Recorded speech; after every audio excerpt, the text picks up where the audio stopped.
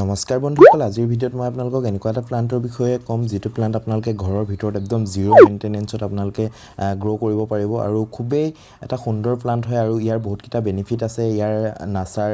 according to নাচাৰ আৰু according to Frank সুই মই আপোনালোকক কিছুমান ইয়াৰ বেনিফিটস আজিৰ এই ভিডিঅ'ত মই কম আৰু ইয়াৰ সয়েল লাইট আৰু ওয়াটাৰ ৰিকুৱাৰমেন্ট ফাৰ্টিলাইজাৰ প্ৰপাগেশনৰ বিষয়ে মই আজিৰ এই ভিডিঅ'ত আপোনালোকক কম তো ভিডিঅ'টো আপোনালোকে একদম স্কিপ নকৰাকৈ শেষলৈকে চাব আৰু যদি ভিডিঅ'টো ভাল পায় তেন্তে প্লিজ এটা লাইক কৰি দিব কাৰণ বহুত কষ্ট হয় এটা ভিডিঅ' বনাওঁতে আৰু প্লিজ সাবস্ক্ৰাইব কৰি লব মোৰ চেনেলটো কিয়নো এনেকুৱা গাৰ্ডেনিং ৰিলেটেড ভিডিঅ' মই চেনেলত ৰেগুলাৰ আপলোড কৰি থাকোঁ সো গাইজ বলক দেৰি নকৰাকৈ আজি ভিডিঅ'টো আৰম্ভ কৰোঁ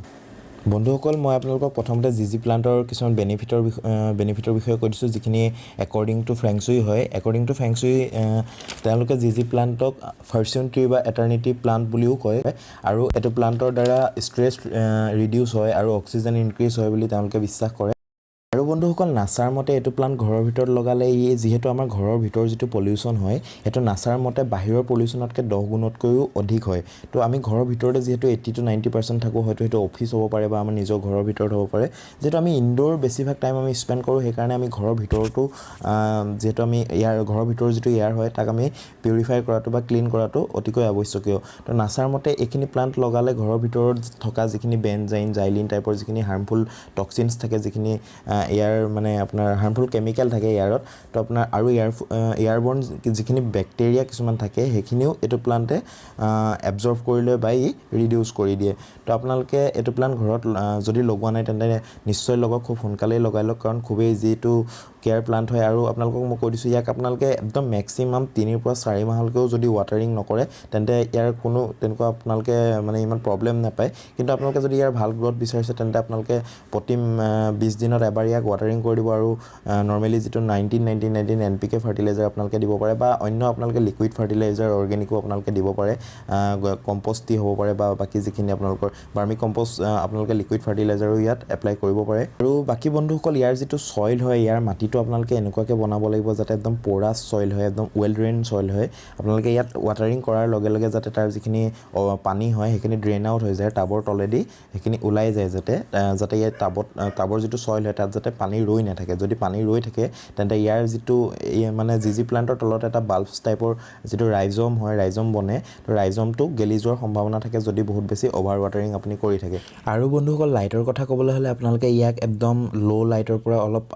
ব্ৰাইট লাইটত আপোনালোকে ৰাখিলেও খুব সুন্দৰকৈ গ্ৰো কৰে কিন্তু বহুত বেছি একদম ডাইৰেক্ট সানলাইটত ৰাখি নিদিব কাৰণ বহুত বেছি ৰ'দ পালে ইয়াৰ যিখিনি পাত দেখিছে আপোনালোকে পাতখিনি জ্বলি যোৱাৰ সম্ভাৱনা থাকে তো আপোনালোকে ইয়াক একদম লো লাইটতো ৰাখিব পাৰে যেনে আপোনাৰ বাথৰুমৰ ভিতৰত বা বেডৰুমৰ ভিতৰত ড্ৰয়িং ৰুমত য'ত একেবাৰে মিনিমাম কম লাইটতো এটো প্লান্ট সাৰ্ভাইভ কৰি থাকে আৰু আৰ্টিফিশিয়াল লাইটত যদি আপোনাৰ ঘৰত এলইডি বাল্ব বা তেনেকুৱা বাল্বও লাগি আছে তাৰ তলত ৰাখিলেও এটো প্লান্ট খুব সুন্দৰকৈ গ্ৰো কৰি থাকে আৰু ইয়াৰ প্ৰপাগেশনৰ বিষয়ে বন্ধুসকল মই আপোনালোকক কৈ দিছোঁ প্ৰপাগেশনটো খুবেই ইজি হয় প্ৰথম আপোনালোকে ইয়াৰ যিখিনি সাইডৰ পৰা যিখিনি প্লান্ট আহিছে তাক আপোনালোকে ডিভাইড কৰিব পাৰে ডিভাইড কৰিবৰ কাৰণে আপোনালোকে ইয়াক এখন চাকুৰে ইয়াক সমানে আপোনালোকে কাটি দিব পাৰে তাৰ যেটো বাল্বছৰ টুকুৰাও যদি আহি যায় তাৰ গুৰিত তাৰ পৰাও গ্ৰো হ'ব আৰু আপোনালোকে ইয়াৰ পাতৰ পৰাও এটো গ্ৰো কৰিব পাৰে মই আপোনালোকক দেখাই দিছোঁ মই এটা ভিডিঅ' বনাবৰ কাৰণে মই জাস্ট ইয়াৰ এটা পাতৰ পৰা মই ইয়াৰ প্ৰপাগেশন কৰিবলৈ ট্ৰাই কৰিছিলোঁ যেটো সাকসেছ হৈ গ'ল মই আপোনালোকক দেখাই দিছোঁ এটো চাওক আপোনালোকে কিদৰে মই ইয়াত বালিত এনেদৰে ইয়াৰ দুটা পাত মাত্ৰ কাটি আনি ইয়াত লগাই দিছিলোঁ আৰু ইয়াৰ তলত আপোনালোকে দেখিবলৈ পাইছে এনেদৰে ৰাইজম বনি গৈছে আৰু এটো অলপ স্লো প্ৰসেস হয় আপোনালোকে যদি এনেদৰে প্ৰপাগেট কৰে তেতিয়া 6-7 মাহ বা এবছৰলৈকে আপোনালোকৰ টাইম ল'ব পাৰে ইয়াৰ পৰা এটা কমপ্লিট প্লান্ট হোৱা লাগে এটা কমপ্লিট জিজি প্লান্ট হোৱা লাগে তো আপোনালোকে যদি ইয়াৰ ষ্টেম কাটিঙৰ পৰা প্ৰপাগেট কৰে তেতিয়া অলপ স্লো হ'ব আৰু ইয়াৰ যদি ডাইৰেক্ট আপোনালোকে ডিভাইড কৰি দিয়ে ইয়াৰ বাল্বছ আপোনালোকে ৰিপোৰ্টিং কৰোঁতে ডিভাইড কৰিও আপোনালোকে প্ৰপাগেট কৰিব পাৰিব কাৰণ তাৰ তলৰ যিখিনি বাল্বছ হয় হেখিনি ইটোৰ পিছত ইটো বনি আৰু তাৰ পৰাও প্লান্ট আহি থাকে তো আপোনালোকে তেনেদৰে ৰিপোৰ্টিং কৰোঁতে আপোনালোকে তাক প্ৰপাগেট কৰি ল'ব পাৰিব আৰু যদি আপোনালোকে বেছি সংখ্যক প্ৰপাগেট কৰিব বিচাৰে ঠিক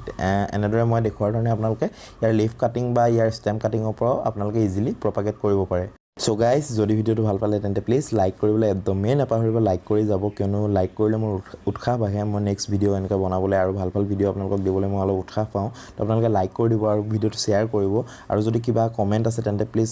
কমেণ্ট বক্সত আপোনালোকে মোক সুধিব পাৰে মই আপোনালোকক খুব সোনকালে এনসাৰ দি দিওঁ আৰু মোৰ চেনেলটো সাবস্ক্ৰাইব কৰি যাব কিয়নো এনেকুৱা গাৰ্ডেনিং ৰিলেটেড ভিডিঅ' মই এইটো চেনেলত ৰেগুলাৰ আপলোড কৰি থাকোঁ সো গাইজ আজিলৈ বাই বাই